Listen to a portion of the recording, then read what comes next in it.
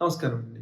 CM Chandrababu Naidu గారు మే 16, 17న శ్రీకాకుళంలో public మీటింగ్‌లో పిల్లలే సంపద అని చెప్పారు. మూడో పిల్లవాడికి 30,000 ఇన్సెంటివ్, నాలుగో పిల్లవాడికి 40,000 ఇన్సెంటివ్ ఇస్తామని చెప్పారు. ఇది కేవలం ఒక మాట కాదండి. ఆయన నెలల తరబడి ఈ మెసేజ్‌ని రిపీట్ చేస్తున్నారు. సౌత్ ఇండియాలో మూడో, నాలుగో పిల్లవాడిని పుట్టించమని ఎందుకింత మాట్లాడుతున్నారు అసల? డింక్ ట్రెండ్ పెరుగుతున్నా ఎందుకు చెప్తున్నారు ఇలాగా? ఇంకా ఈ 30, 40,000 తప్ప ఇంకేం చేయాలి? ప్రోస్ ఏంటి? కాన్స్ ఏంటి చూద్దాం.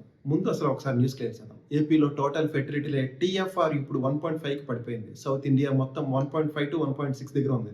రీప్లేస్‌మెంట్ లెవెల్ 2.1 కంటే చాలా తక్కువ ఉంది. 58% ఫ్యామిలీస్ ఒక పిల్లవాడితో ఆగిపోతున్నాయి. 2047 నాటికి 23% మంది 65 ఇయర్స్ పైబడినోళ్ళు ఉంటారు. టాక్స్ కట్టి పెన్షన్, హాస్పిటల్ ఖర్చు ఎవరిస్తారు?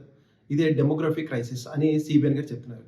జపాన్, సౌత్ కొరియా లాగా మనం కూడా labour shortage, economy slow down ఎదుర్కోవాల్సని ఆయన భయపడుతున్నారు. ఇంకా జాతీయ డీలిమిటేషన్ వస్తే లోక్సభ సీట్లు పాపులేషన్ బట్టి మారుతాయి.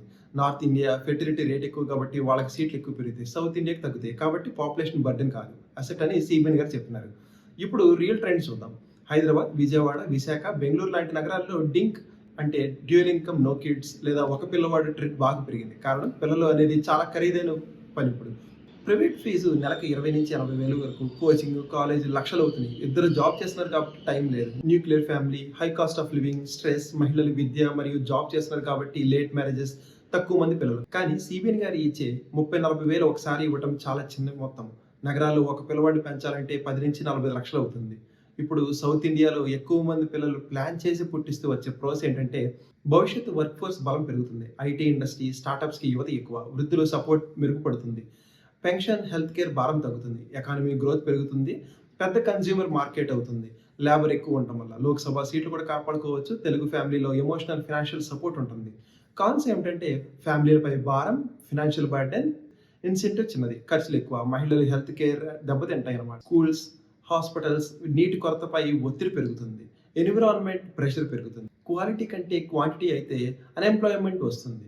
ప్లాన్ చేయకుండా ఎక్కువ మంది పిల్లలు పుట్టిస్తే వచ్చే డేంజర్ ఏంటంటే అప్పులు పెరుగుతాయి, mall nutrition, parents stress, government schools crowd, youth unemployment పెరుగుతుంది, మహిళల హెల్త్ సమస్యలు వస్తాయి. ఇప్పుడు ఇంపార్టెంట్ పాయింట్ ఏంటంటే 30-40,000 ఒకసారి క్యాష్ ఇవ్వడం తప్ప ఇంకా బెటర్ మార్గాలు ఉన్నాయా?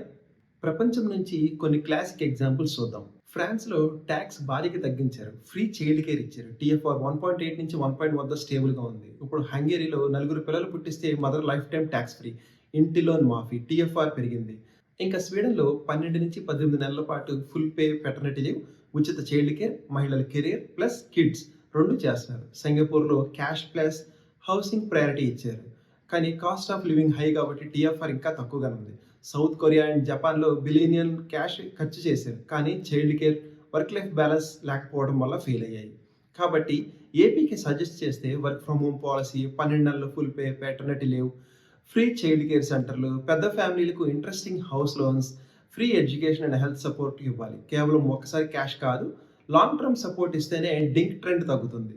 ఈ పాలసీ ఫ్యూచర్ సమస్యను పరిష్కరించడానికి బోల్డ్ అటెంప్ట్ అని చెప్పొచ్చు. కానీ కేవలం క్యాష్ మాత్రం ఇవ్వడం సరిపోదు. సరసమైన education, child care, job creation కావాలి. సిబిఎన్ గారు చెప్పినట్టు ఇది అందరి కుటుంబాలకు కాకపోయినా కనీసం స్తోమత ఉన్న కుటుంబాలైనా ఇలా నలుగురు, ముగ్గురు పిల్లల గురించి ఆలోచిస్తే మంచిది.